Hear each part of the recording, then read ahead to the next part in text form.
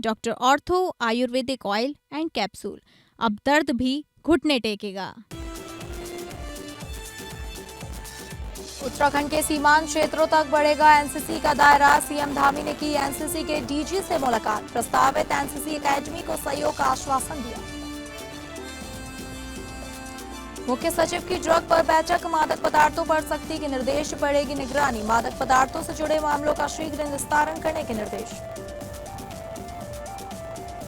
उत्तराखंड में 6 नदियां उफान पर, 132 सड़कें बंद। हरिद्वार में घाट डूबे। यूपी में 30 गांव में बाढ़।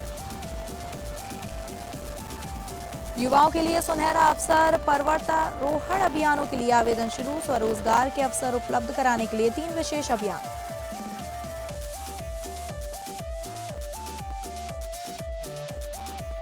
नमस्कार, आप सभी का बहुत स्वागत है उत्तराखंड बुलेटिन में। मैं हूं आपके साथ अंकिता सिंह। शुरुआत करेंगे उत्तराखंड बुलेटिन की।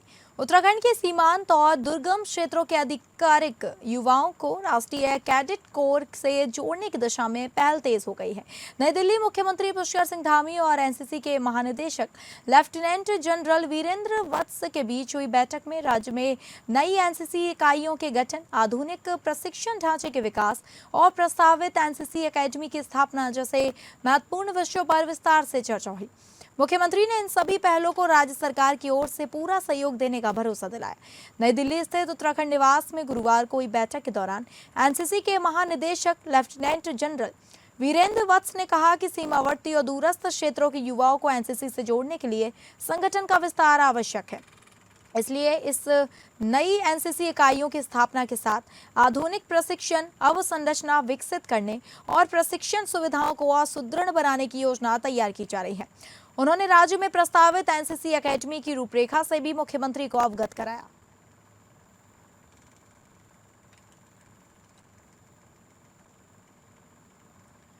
उत्तराखंड पर्यटन विकास परिषद ने वर्ष 2026 के प्रतिष्ठित पर्वतारोहण अभियानों के लिए राज्य के युवाओं से आवेदन आमंत्रित किए हैं। साहसिक पर्यटन को बढ़ावा देने और युवाओं को पर्वतारोहण के क्षेत्र में प्रशिक्षित कर स्वरोजगार के अवसर उपलब्ध कराने के उद्देश्य से सितंबर और अक्टूबर 2026 में 3 विशेष अभियान आयोजित किए जाएंगे। जिला पर्यटन विकास अधिकारी लता बिष्ट ने बताया कि माउंट भागीरथी 2, माउंट पंचाचुली 1 और माउंट स्वर्णारोहिणी 1 पर अभियान चलाए जाएंगे। भागीरथी 2 और पंचाचुली 1 के लिए केवल पुरुष पर्वतारोहियों का चयन होगा, जबकि स्वर्णारोहिणी 1 पर ऑल वुमेन अभियोजन आयोजित किया जाएगा। कुल 33 प्रतिभागियों का चयन किया जाएगा और प्रत्येक अभियान दल में 11 सदस्य होंगे। आवेदन के लिए अभ्यर्थी के पास बीएमसी यानी कि बेसिक माउंटेनिंग कोर्स और एडवांस माउंटेनियरिंग कोर्स में ए ग्रेड होना अनिवार्य है। आयु 18 से 50 वर्ष के बीच होनी चाहिए तथा आवेदक ने पहले उत्तराखंड पर्यटन विकास परिषद के किसी पर्वतारोहण अभियान में भाग लिया ना हो। इच्छुक अभ्यर्थी निर्धारित प्रारूप में आवश्यक दस्तावेजों के साथ आवेदन जमा कर सकते हैं। चयन प्रथम पावत के आधार पर किया जाएगा। आवेदन की अंतिम तिथि 3 सितंबर 2026 निर्धारित की गई है।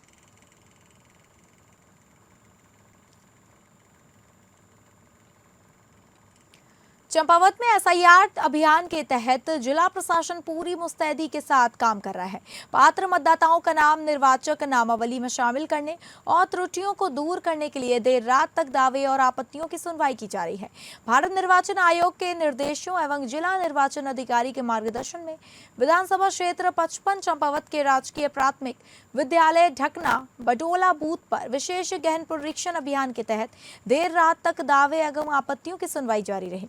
निरीक्षण के दौरान एईआरओ तहसीलदार ब्रजमोहन आर्या ने प्राप्त आवेदनों, अभिलेखों के रख रखाव और सुनवाई व्यवस्था का जायजा लिया। उन्होंने अधिकारियों को प्रत्येक प्रकरण का समयबद्ध, निष्पक्ष और पारदर्शी निस्तारण सुनिश्चित करने के निर्देश दिए। उन्होंने कहा कि अभियान का उद्देश्य यह सुनिश्चित करना है कि कोई भी पात्र नागरिक मतदान के अधिकार से वंचित न रहे। जिन मतदाताओं के नाम अभी तक सत्यापित नहीं हो पाए हैं या जिनके विवरण में त्रुटियां हैं, उनके मामलों का सभी सुनवाई केंद्रों पर नियमित निस्तारण किया जा रहा है। वहीं बीएलओ, एईआरओ एवं संबंधित विभागों के अधिकारी मौके पर अभिलेखों का सत्यापन कर मतदाता विवरण की मैपिंग तेजी से पूरी कर रहे हैं। किसी भी प्रकार की त्रुटि मिलने पर उसका तत्काल सुधार भी किया जा रहा है। जिला प्रशासन ने सभी मतदाताओं से अपील की है कि यदि उनके नाम, पते या अन्य विवरण में कोई त्रुटि है अथवा उनका सत्यापन नहीं हुआ है तो वे आवश्यक दस्तावेजों के साथ निर्धारित सुनवाई केंद्रों पर पहुंचकर समय रहते अपने दावे एवं आपत्तियां दर्ज कराएं, ताकि निर्वाचक नामावली पूरी तरह शुद्ध और अद्यतन बनाई जा सके।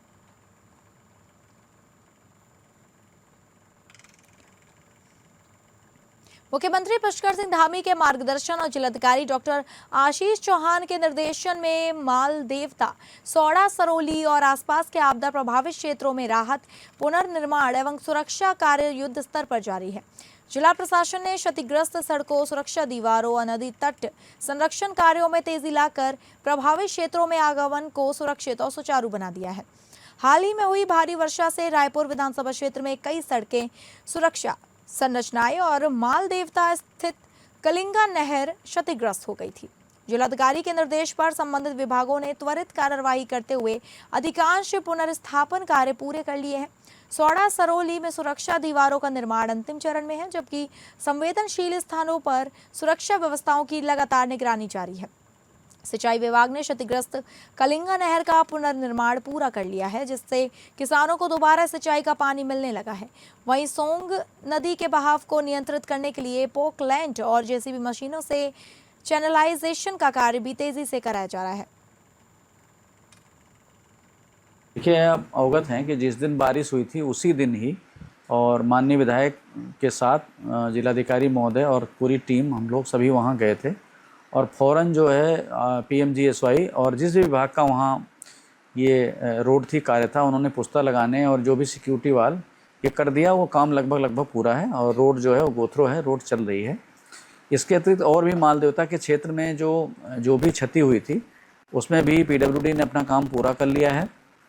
साथ में कलिंगा में कुछ इरिगेशन के नहर का इशू था, जो कई जगहों पे पानी की सप्लाई करते हैं, उसमें इरिगेशन विभाग ने अपना काम कर लिया है। मुख्य सचिव आनंद बर्धन की अध्यक्षता में सचिवालय में राज्य स्तरीय एनसीओआरटी या national coordination centre for drug law enforcement की 12वीं बैठक आयोजित हुई। उन्होंने सभी जिलों में एनकॉड बैठकों का नियमित आयोजन सुनिश्चित करने और मादक पदार्थों से जुड़े मामलों का शीघ्र निस्तारण करने के निर्देश दिए। मुख्य सचिव ने व्यावसायिक मात्रा में पकड़े गए नशीले पदार्थों के मामलों की लगातार मॉनिटरिंग, ड्रग्स की सप्लाई चेन तोड़ने और तस्करी और अवैध कारोबार पर प्रभावी कार्रवाई करने पर जोर दिया। उन्होंने जिलाधिकारियों और पुलिस अधीक्षकों से जनपदवार स्थिति की समीक्षा भी की। उन्होंने प्रदेश में डी एडिक्शन सेंटरों को सक्रिय करने, जिला अस्पतालों, मेडिकल कॉलेजों और उप जिला अस्पतालों में इनके लिए समर्पित बेड उपलब्ध कराने तथा आवश्यकता वाले क्षेत्रों में नए डी एडिक्शन सेंटर खोलने के निर्देश दिए। साथ ही निजी डी एडिक्शन सेंटरों का निरीक्षण कर उनका पंजीकरण और प्रमाणन अनिवार्य रूप से कराने को कहा। मुख्य सचिव ने स्कूली बच्चों और युवाओं के बीच नशा विरोधी जागरूकता अभियान चलाने, शिक्षण संस्थानों में एंटी ड्रग क्लब गठित करने तथा स्कूलों के 100 मीटर दायरे में गुटखा और तंबाकू की बिक्री पर प्रभावी रोक सुनिश्चित करने के निर्देश दिए। उन्होंने प्रदेश में मादक पदार्थों के उपयोग पर व्यापक सर्वे कराने की आवश्यकता भी जताई।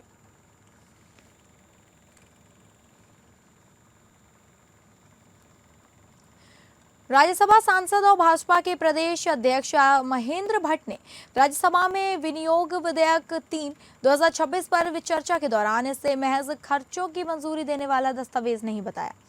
उन्होंने कहा कि यह विधेयक दरअसल विकसित भारत के संकल्प को जमीन पर उतारने की दिशा में सरकार का एक अहम कदम है। भट्ट ने सदन में कहा कि इस विधेयक के जरिए सिर्फ धन आवंटित नहीं किया जा रहा है, बल्कि सरकार की विकास दृष्टि, वित्तीय अनुशासन और जन कल्याण के प्रति प्रतिबद्धता भी परिलक्षित हो रही है। उन्होंने संविधान के अनुच्छेद 114 का हवाला देते हुए कहा कि संसद की अनुमति के बिना भारत की संचित निधि से 1 रुपया भी खर्च नहीं किया जा सकता। ऐसे में यह विधेयक संसद की वित्तीय सर्वोच्चता और लोकतांत्रिक जवाबदेही का प्रतीक है। वैश्विक हालात का जिक्र करते हुए उन्होंने कहा कि जब दुनिया भू राजनीतिक तनाव, आपूर्ति श्रृंखला के संकट और आर्थिक अनिश्चितता से जूझ रही है, तब भी भारत दुनिया की सबसे तेजी से बढ़ती बड़ी अर्थव्यवस्था बना हुआ है। इसका श्रेय उन्होंने मोदी सरकार की दूरस्थी आर्थिक नीतियों को दिया। यह पैसा न किसी दल का है, न सरकार का, यह देश के करदाताओं का है, पैसा है, इसलिए इसका उपयोग पूरी पारदर्शिता, जवाबदेही और परिणाम के साथ होना चाहिए।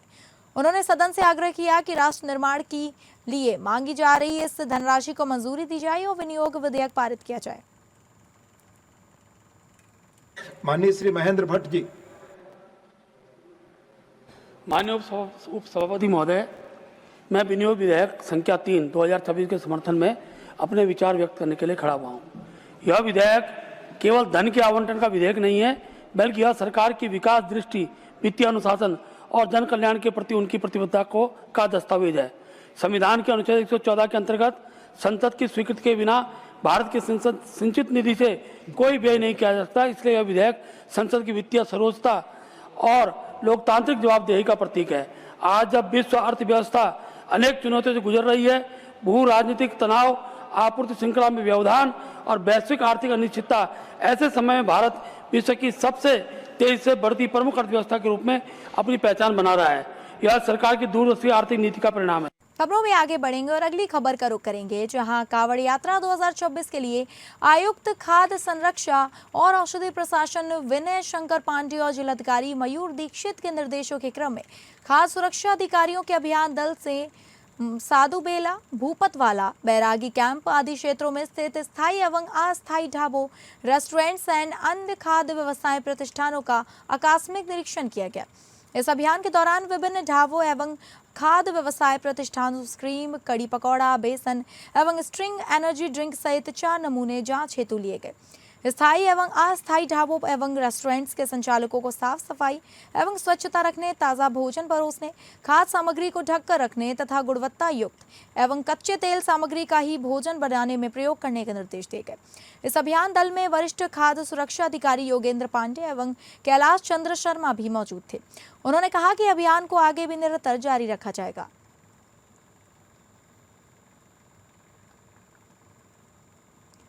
खबर मसूरी से है, जहां सावन मास में हरिद्वार, गंगोत्री और यमुनोत्री से जल लेने के लिए लाखों कांवड़ यात्री उत्तराखंड पहुंचते हैं। शासन प्रशासन की ओर से कांवड़ यात्रियों के लिए विशेष सुविधाएं उपलब्ध कराई जाती हैं। उनके लिए अलग यातायात रूट भी निर्धारित किया गया है। इसके बावजूद बड़ी संख्या में कांवड़ यात्री मसूरी जाने का प्रयास कर रहे हैं। कोठाल गेट और कोल्हूत खेत पुलिस चेक पोस्ट पर रोजाना बड़ी संख्या में कांवड़ यात्री पहुंच रहे हैं। वे मसूरी जाने की अनुमति मांग रहे हैं। पुलिस उन्हें समझा रही है कि प्रशासन ने कांवड़ यात्रा के लिए विकास नगर हेतु होते हुए यमुनोत्री और गंगोत्री जाने का मार्ग निर्धारित किया है, इसलिए सुरक्षा और यातायात व्यवस्था को देखते हुए मसूरी जाने की अनुमति नहीं दी जा सकती। शुक्रवार को भी कोठाल गेट चेक पोस्ट पर सैकड़ों कांवड़ यात्री पहुंच गए, लेकिन उन्होंने मसूरी जाने की जिद की। जब पुलिसकर्मियों ने उन्हें रोकने का प्रयास किया तो कुछ यात्रियों की पुलिस से तीखी नोकझोंक हो गई। पुलिस ने यात्रियों को शांत निर्धारित मार्ग से आगे बढ़ने की अपील की। कांवड़ यात्री नितिन ने बताया कि उन्हें निर्धारित रूट से जानकारी नहीं थी। उन्होंने कहा कि उनके कुछ साथी पहले से मसूरी में रुके हुए हैं, इसलिए वे मसूरी जाना चाहते थे। नितिन ने कहा कि वे शांतिपूर्ण तरीके से और सभी नियमों का पालन करते हुए मसूरी जाना चाहते हैं। हालांकि पुलिस उन्हें मसूरी जाने की अनुमति नहीं दे रही है और विकासनगर मार्ग से आगे बढ़ने के लिए कह रही है। कहाँ से आए आप लोग? हरियाणा से आए हैं। कहाँ जा रहे हैं? यमुनोत्री जाना है। यहाँ पर तो रास्ता बंद है, यहाँ से जाने नहीं देते हैं। किस तरीके से? आगे तो कोई रास्ता तो नहीं है किसी साइड में। वो वाया विकास नगर जाना होता है इसको। विकास नगर से घूम के आए हैं, वापसी यहीं भेज दिया हमको। वहाँ से क्यों नहीं जाने दे रहे? हमको वहाँ से नहीं बोले 4 धाम में की यात्रा दूसरी जगह से है, दूसरे रास्ते से जाना पड़ेगा। ऊपर नहीं जाने दे रहे, मेन रास्ता है हमारा ये। हम नीचे से 2 घंटे हो गए नीचे भेजा, नीचे से फिर ऊपर भेज दिया, सर्कल घूम के फिर यहीं पे आ गए। हम पिकनिक पे थोड़ी नहीं आ रहे हैं, जल लेने आए हैं। यमुनोत्री जाना है हमें, और हमारा पागल बनाया जा रहा है। तानाशाही चल रही, भेजने नहीं, जाने नहीं दे रहे। तो यहाँ पर तो ऊपर जाना के लोग मसूरी हैं, आधे लोग जो हमारे साथ हैं मसूरी में हैं। अब वहाँ से सीधा गंगोत्री के लिए निकलेंगे। रानीखेत युवा कांग्रेस की जिला स्तरीय बैठक का आयोजन रानीखेत में किया गया। बैठक में युवा कांग्रेस के राष्ट्रीय महासचिव अवनीश महल मुख्य अतिथि के रूप में शामिल हुए। बैठक में 8 अगस्त को कांग्रेस के राष्ट्रीय अध्यक्ष मल्लिकार्जुन खड़गे के हल्द्वानी दौरे को सफल बनाने तथा आगामी विधानसभा चुनाव की तैयारियों में युवा कांग्रेस की भूमिका पर विस्तार से चर्चा की गई।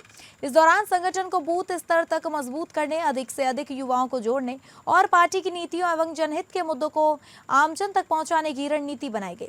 राष्ट्रीय महासचिव अवनीश महल ने कहा कि युवा कांग्रेस संगठन की सबसे मजबूत कड़ी है और आगामी विधानसभा चुनाव में युवाओं की भूमिका निर्णायक होगी। उन्होंने पदाधिकारियों और कार्यकर्ताओं से संगठन को जमीनी स्तर पर और अधिक मजबूत बनाने का आह्वान किया। बैठक के दौरान संगठन विस्तार के तहत कई नई नियुक्तियों की घोषणा की गई। नवनियुक्ति पदाधिकारियों का स्वागत करते हुए उन्हें संगठन को मजबूत करने और जनहित के मुद्दों पर सक्रियता से कार्य करने का आह्वान किया गया। आज रानीखेत युवा कांग्रेस कार्यकारिणी की बैठक का आयोजन किया गया है, जिसमें चूँकि पिछले 2-3 महीने से हम प्रयासरत थे कि जो युवा संगठन में काम करने के इच्छुक हैं, जो पार्टी की विचारधारा को मानते हैं और लोगों के बीच में जाके काम करना चाहते हैं, ऐसे लोगों को हमारा संगठन खोजने का काम कर रहा था। आज काफ़ी साथी हम लोगों ने चिन्हित किए हैं। भविष्य में जो हम इस महीने के आखिर तक कोशिश करेंगे कि जिला कार्यकारिणी की घोषणा करें। चिन्हित साथी हैं जिनको आज माला पहना के स्वागत किया गया है। मुख्यमंत्री पुष्कर सिंह धामी के युवा सशक्तिकरण और कौशल विकास विजन के तहत जिला प्रशासन ने टनकपुर के राजकीय इंटर कॉलेज और राजकीय बालिका इंटर कॉलेज में विशेष करियर गाइडेंस एवं कौशल विकास जागरूकता कार्यक्रम आयोजित किया। जिलाधिकारी मनीष कुमार के निर्देश पर आयोजित कार्यक्रम में जिला सेवा योजना अधिकारी आर.के. पंत ने विद्यार्थियों को रोजगार, स्वरोजगार, कौशल विकास योजनाओं और स्किल प्रतियोगिता 2026 की विस्तृत जानकारी दी। उन्होंने छात्रों से प्रतियोगिता में बढ़ चढ़कर भाग लेने और उपलब्ध अवसरों का लाभ उठाने का आह्वान किया। कार्यक्रम में 173 छात्र छात्राओं ने भाग लिया। उन्हें करियर एवं स्वरोजगार से संबंधित उपयोगी साहित्य भी वितरित किया गया और विशेषज्ञों ने भविष्य की बेहतर योजना एवं कौशल विकास को लेकर महत्वपूर्ण सुझाव दिए। जिला प्रशासन ने कहा कि इस तरह के कार्यक्रमों का उद्देश्य युवाओं को रोजगार के नए अवसरों से जोड़ना और उन्हें आत्मनिर्भर बनाने की दिशा में प्रेरित करना है।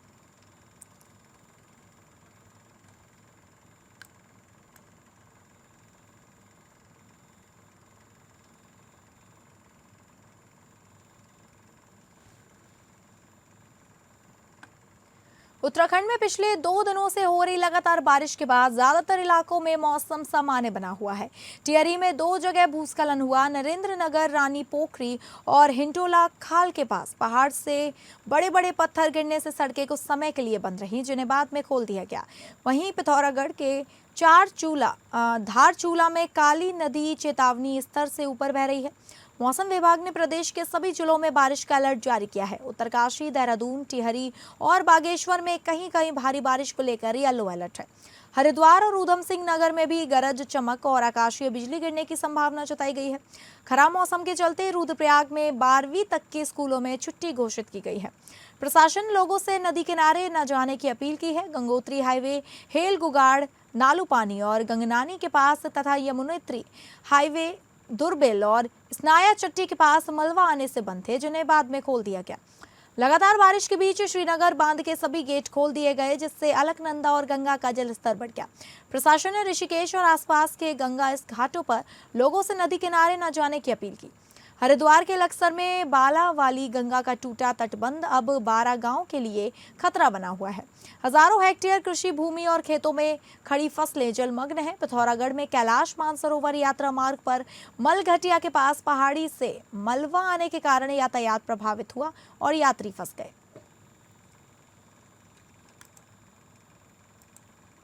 तो फिलहाल उत्तराखंड बुलेटिन में बस इतना ही। नमस्कार।